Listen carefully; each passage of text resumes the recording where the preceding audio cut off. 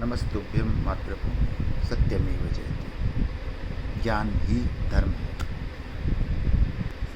प्रकृति हमें अनंत प्रयासों से अपने सर्वगर्भा प्रकृति लाइक नेचर सभी जीवों को विकसित करती रहती है। प्रकृति के प्रत्येक जीव स्वतः ही जन्म लेता है और मरता है, उस बीच में अंश मात्र भी उसका विकास होता ही है, क्योंकि प्रकृति चक्र में प्रकृति के कानून में बंधे होते हैं, तो उनको दोष नहीं लगता कोई।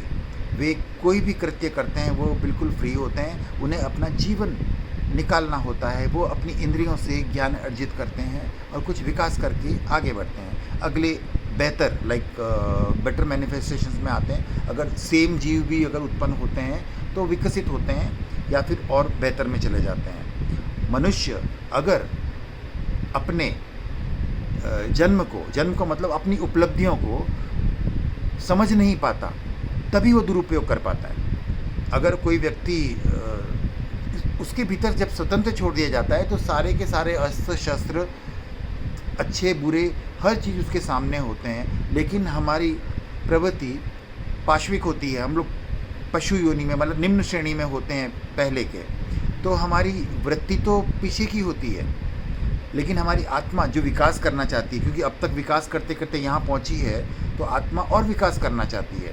परंतु हमारी प्रवृत्ति जो हमारी आदतें हैं, जैसे क्रोध करने की, हिंसा की, जलन की, ये सब पशु योनि से हमारे भीतर समाहित होती है, तो हम उसका वर्तन करते हैं बिकॉज हम आदतन मजबूर होते हैं। तो एक खिंचातनी होती है, यही मनुष्य के दुखों का कारण है।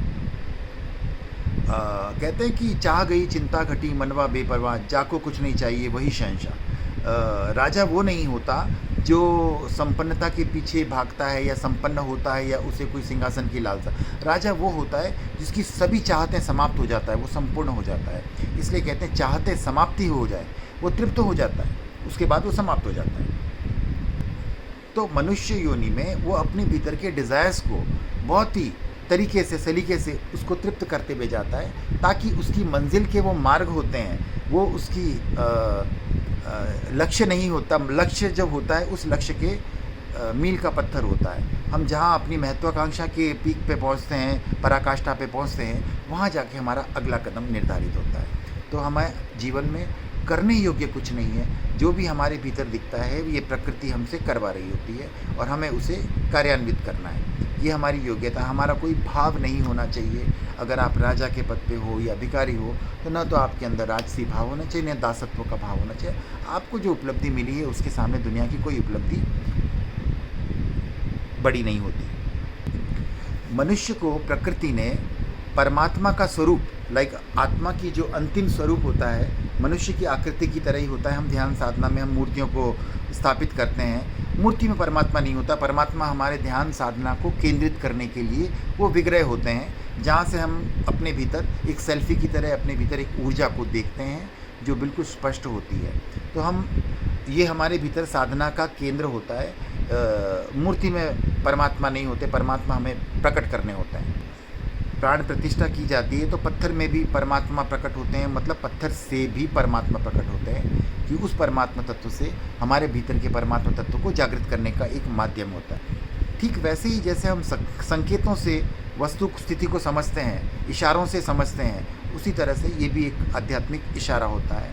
बिकॉज एग्जिस्टेंस को जानने के लिए किसी मूर्ति की आवश्यकता होती है। जैसे शिव को जानने के लिए, जैसे शिव में जैसे बुद्ध, महावीर, शिव, उनकी आकृति ध्यान मुद्रा में वो हमारी आत्मा की मुद्रा होती है, वो हमारी अवस्था होती है पीक पे पहुंचने की, हमारी जो आत्मा को या अध्यात्म को ऊपर की तरफ लेके जाती है, और उत्कृष्ट हमारी ऊर्जा होती है। अंतिम अवस्था आत्मा इसी आकृति में होती है।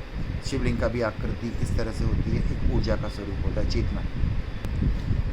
मनुष्य के विचार चिंतन का एक अद्वितीय परिवर्तन का मतलब विकसित होने का एक भाव है सबसे पहले का। हमारी सोच होती है कि अब तक मैंने अपनी आत्मा को अपने शरीर के लिए प्रयोग में लिया है।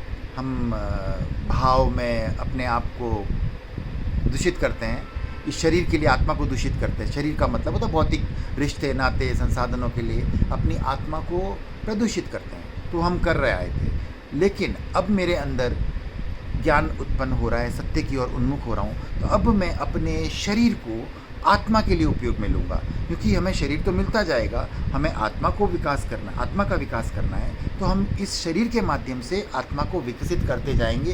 यही मानव कर्तव्य है, यही उसका एकमात्र उद्देश्य है। तो शरीर को हम माध्यम लेते हैं और आत्मा के लिए कार्य करते हैं। ये हमारा प्रथम कक्षा हमारी यहाँ पूर्ण होती है।